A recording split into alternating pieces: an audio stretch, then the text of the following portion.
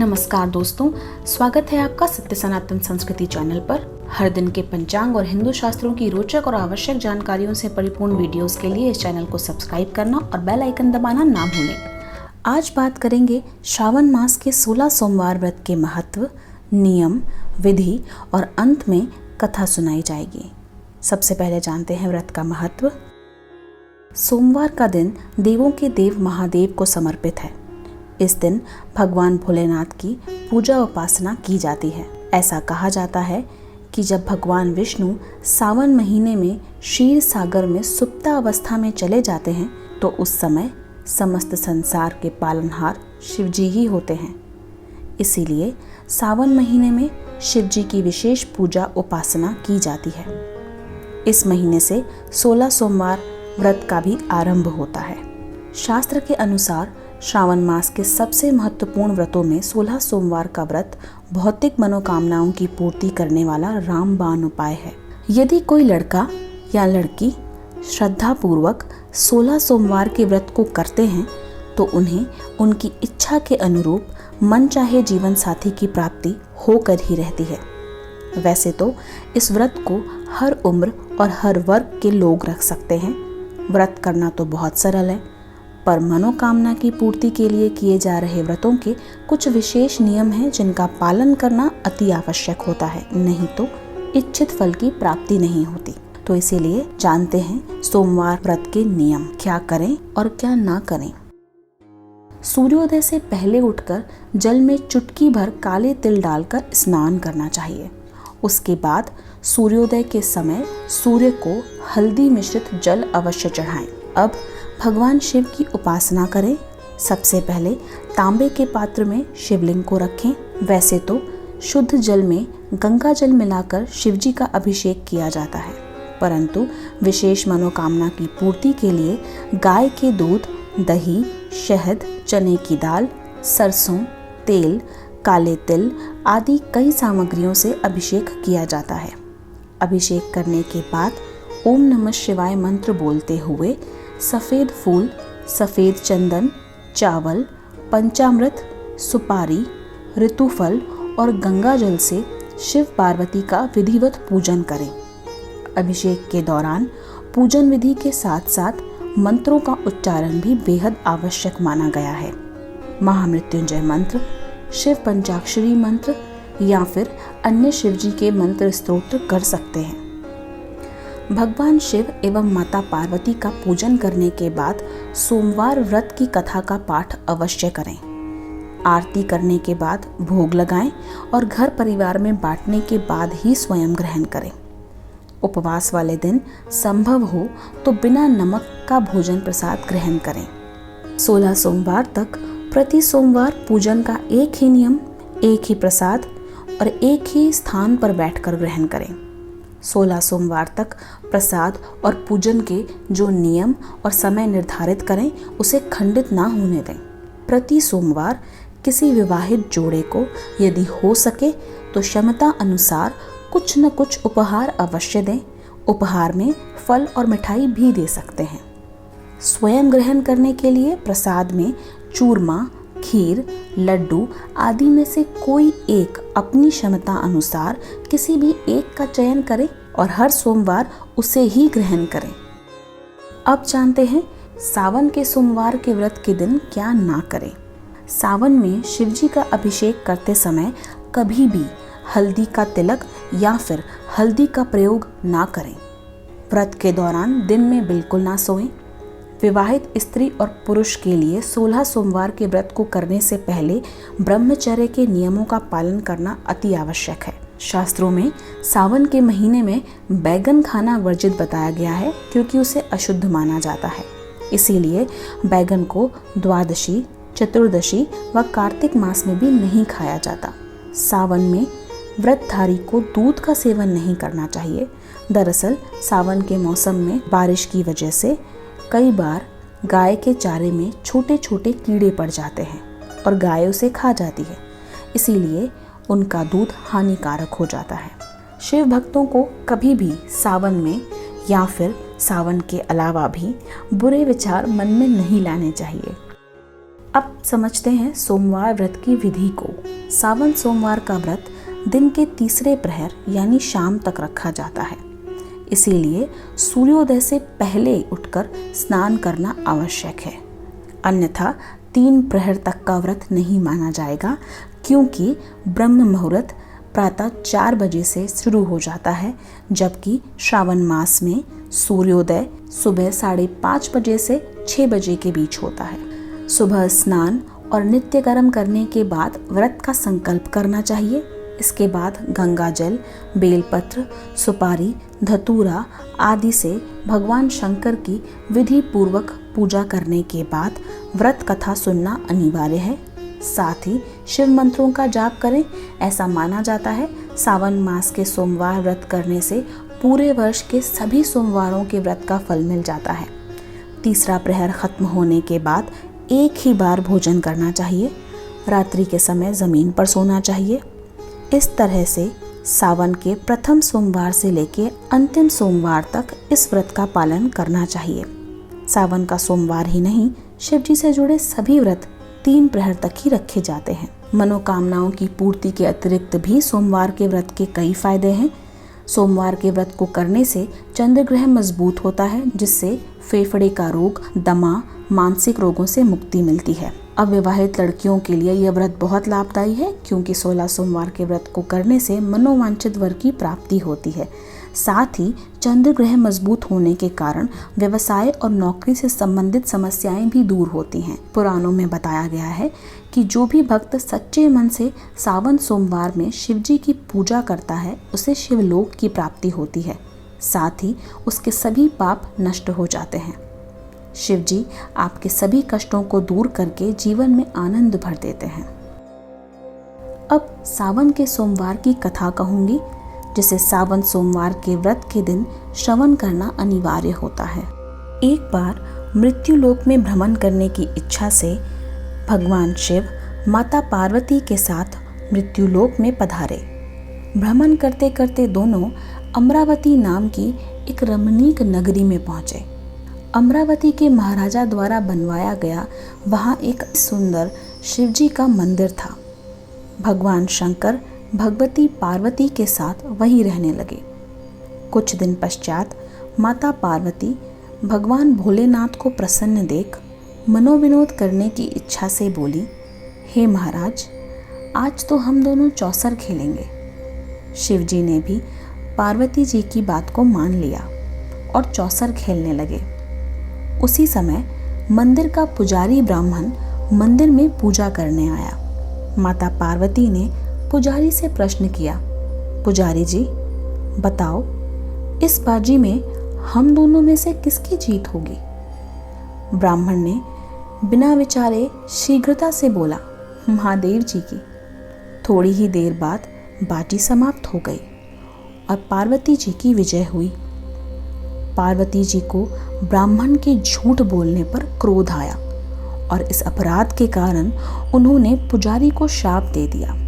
हालांकि भोलेनाथ ने माता पार्वती को बहुत समझाया, परंतु उन्होंने ब्राह्मण को कोढ़ी होने का श्राप दे ही दिया। कुछ समय पश्चात ब्राह्मण माता पार्वती के दिए श्राप के कारण कोढ़ी हो गया और बहुत प्रकार से दुखी रहने लगा। पुजारी को कष्ट भोगते हुए जब बहुत दिन हो गए, तब एक दिन देवलोक की अप्सराएं शिवजी की पूजा हेतु उसी मंदिर में पधारी। अप्सराओं ने पुजारी के कोढ़ के कष्ट को देखकर उनसे बड़े दया भाव से रोगी होने का कारण पूछा। पुजारी ने निसंकोच सारी बात उन्हें बता दी। अप्सराएं बोली, अब तुम दुखी मत होना, भगवान शिव तुम्हारे कष्ट को दूर कर देंगे। तुम सब व्रतों में श्रेष्ठ 16 सोमवार का व्रत भक्ति भाव से किया करो। पुजारी ने विनम्रता से 16 सोमवार व्रत की विधि पूछी। अप्सराओं ने बताया कि सोमवार को भक्ति भाव के साथ स्नान करें, स्वच्छ वस्त्र पहनें, संध्या उपासना के बाद आधा सेर गेहूं का आटा लें, उसके 3 अंग बनाएं और घी, गुड़, दीप, नैवेद्य, बेलपत्र, फल, जनेऊ, चंदन, अक्षत, पुष्प आदि के द्वारा प्रदोष काल में भगवान शिव का पूजन करें। उसके पश्चात 3 अंगों में से एक अंग शिव जी को अर्पण करें। तत्पश्चात उसे गाय को खिला दें। बाकी के 2 अंश प्रसाद समझकर सबको बांटें। तत्पश्चात स्वयं ग्रहण करें। इस विधि से 16 सोमवार व्रत करें। 17वें सोमवार को पावसेर गेहूं के आटे की बाटी में घी और गुड़ मिलाकर चूरमा बनाएं। भगवान भोलेनाथ को भोग लगाकर उपस्थित भक्तों में बांटें। इसके बाद कुटुंब सहित प्रसाद लें तो शिव जी की कृपा से उनके सभी मनोरथ पूर्ण हो जाते हैं। ऐसा कहकर अप्सराएं स्वर्ग चली गईं। ब्राह्मण ने यथाविधि 16 सोमवार का व्रत किया तथा भगवान शिव की कृपा से रोग मुक्त होकर आनंद से रहने लगा। कुछ दिन बाद शिव जी और पार्वती जी फिर उस मंदिर में पधारे। ब्राह्मण को निरोगी देख पार्वती जी ने ब्राह्मण से रोग मुक्त होने का कारण पूछा। ब्राह्मण ने 16 सोमवार की कथा सुनाई। पार्वती जी अति प्रसन्न हुई और ब्राह्मण से व्रत विधि पूछकर स्वयं विधिवत व्रत करने को तैयार हो गई।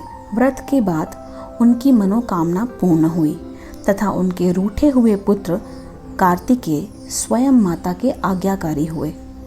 कार्तिकेय जी को अपने इस विचार परिवर्तन के पीछे का कारण जानने की इच्छा हुई तो वह अपनी माता जी से बोले, हे माता, आपने ऐसा कौन सा उपाय किया जिससे मेरा मन आपकी ओर लगने लगा। पार्वती जी ने 16 सोमवार के व्रत की कथा उनको सुनाई।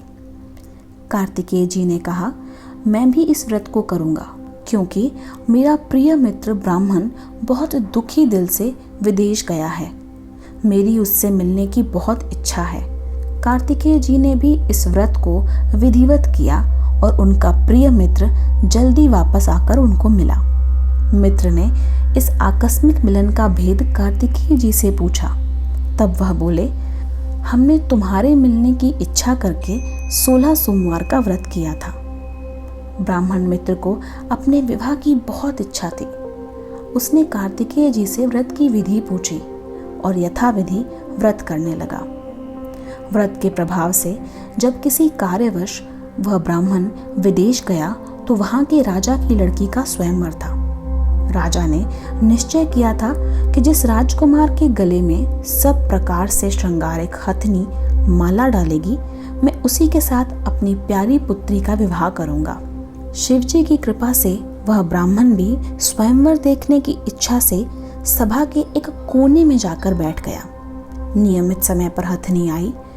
उसने सभी राजकुमारों को छोड़ जयमाला उस ब्राह्मण के गले में डाल दी। राजा ने अपनी प्रतिज्ञा अनुसार बड़ी धूमधाम से अपनी पुत्री का विवाह ब्राह्मण से कर दिया। ब्राह्मण को बहुत सा धन और सम्मान देकर संतुष्ट किया। ब्राह्मण सुंदर राजकन्या को पाकर सुख से जीवन व्यतीत करने लगा।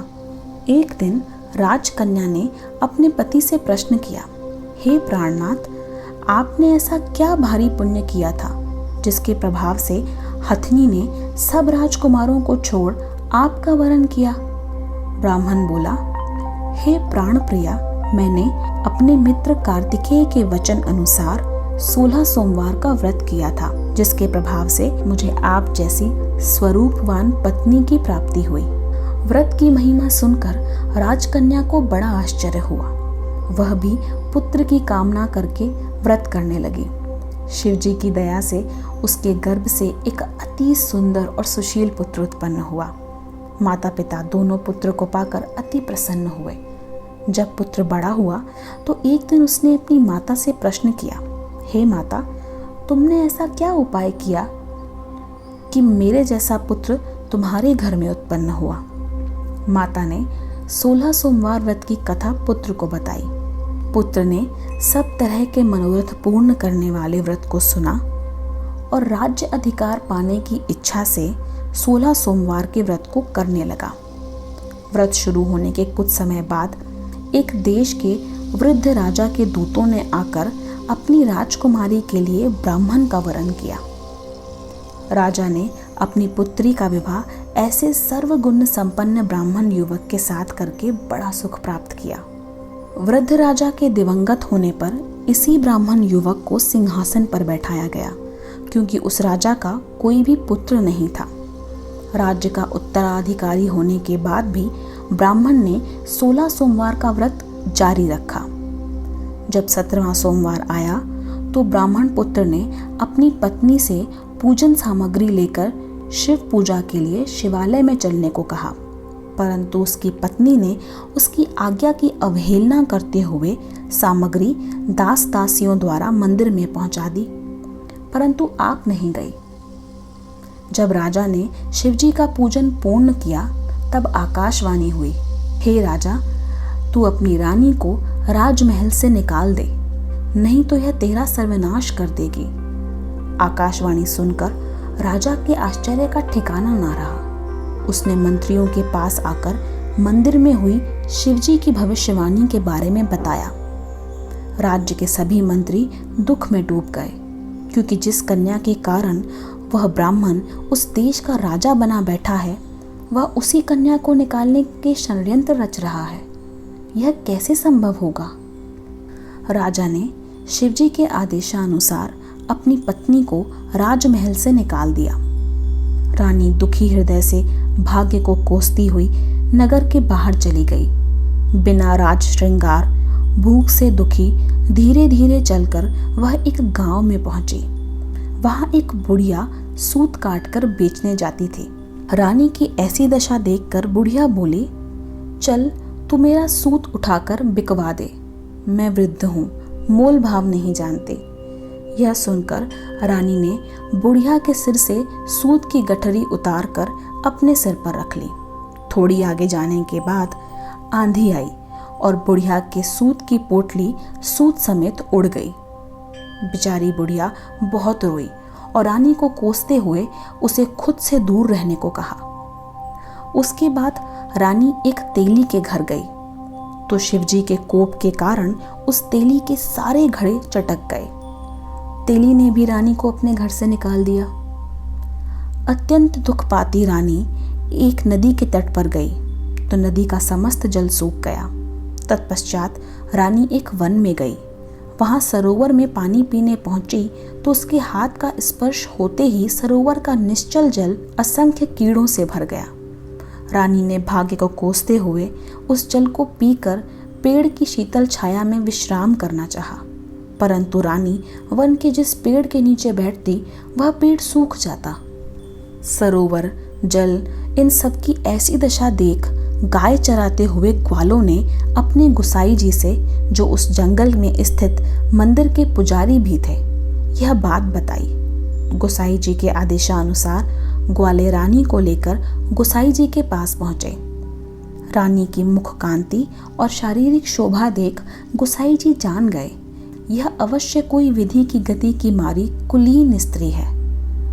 पुजारी ने रानी से कहा, पुत्री, मैं तुमको अपनी पुत्री के समान रख लूंगा, तुम मेरे आश्रम में ही रहो, मैं तुमको किसी प्रकार का कष्ट नहीं दूंगा।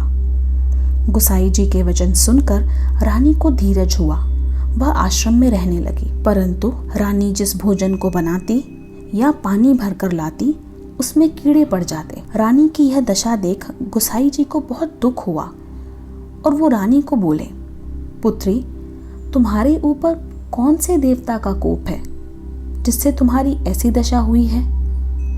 पुजारी की बात सुनकर रानी ने शिवजी महाराज के पूजन को ना करने की सारी बात बताई। तो पुजारी जी ने शिवजी की अनेक प्रकार से स्तुति करते हुए रानी से कहा कि पुत्री, तुम सब मनोरथ पूर्ण करने वाले 16 सोमवार व्रत को विधिवत करो, उसके प्रभाव से अपने कष्ट से मुक्त हो जाओगी। गोसाई जी की बात मानकर रानी ने 16 सोमवार व्रत किए। 17वें सोमवार विधि विधान सहित पूजन किया। उस पूजन के प्रभाव से राजा के हृदय में रानी का विचार उत्पन्न हुआ कि रानी को गए बहुत समय हो गया है, न जाने कहाँ कहाँ भटक रही होगी, उन्हें ढूंढना चाहिए। यह सोच रानी को तलाश करने के लिए राजा ने अपने सैनिक चारों दिशाओं में भेजे। दूत रानी को ढूंढते हुए गुसाई जी के आश्रम पहुंचे। रानी को वहां पाकर पुजारी जी से रानी को वहां से ले जाने का आग्रह किया, परंतु पुजारी जी ने मना कर दिया। तब दूत राजमहल लौट आए और राजा को रानी का पता दिया। रानी का पता पाकर राजा स्वयं पुजारी के आश्रम गया और पुजारी से कहा, महाराज, जो देवी आपके आश्रम में रहती हैं वह मेरी पत्नी हैं। शिवजी के कोप से मैंने उन्हें त्याग दिया था।